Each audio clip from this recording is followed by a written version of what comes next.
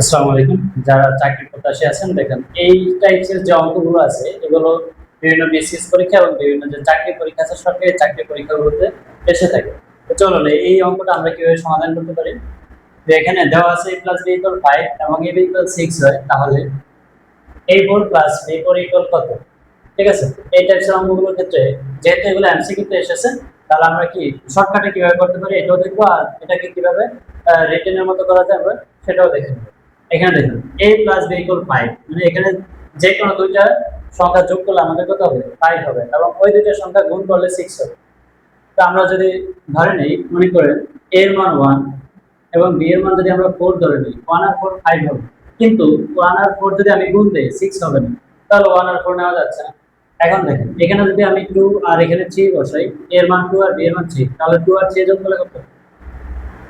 5 হবে। আবার 2 আর 3 গুণ দিলে 6 হবে। তার মানে আমি 2 আর 3 বসাতে পারবো। ঠিক আছে, 2 আর 3 এই দুইটা মানের জন্য এই দুইটা সমীকরণ কি সিদ্ধ হবে বা সঠিক।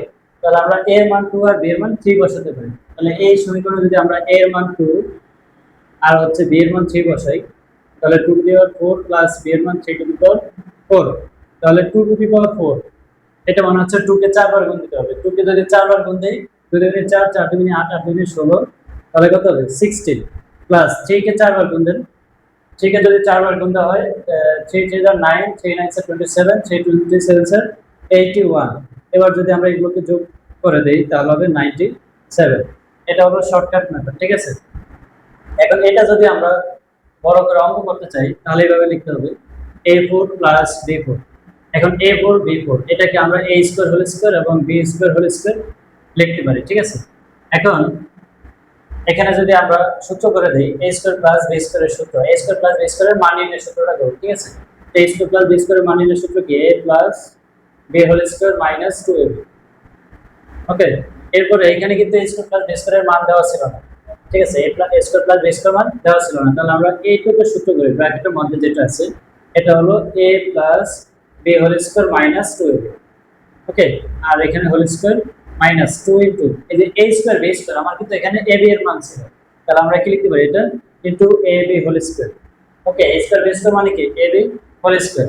এবার এটার মান আছে, এটার মান হলো 5, তাহলে আমরা এটা 5 বসাতে পারি। 2 ইনটু ab এর মান দেওয়া আছে হলো 6, কিন্তু এখানে 6 দেওয়া, তাহলে হোল স্কয়ার -2 ইনটু ab এর মান 6। এবার 5 কে স্কয়ার করলে 25 - 2 6 আর 12, হোল স্কয়ার -2 ইনটু 6 কে স্কয়ার করলে কত? 36। তাহলে 25 থেকে যদি 12 মাইনাস করি 13 হবে। হোল স্কয়ার মাইনাস 17 দুগুণে কত হবে?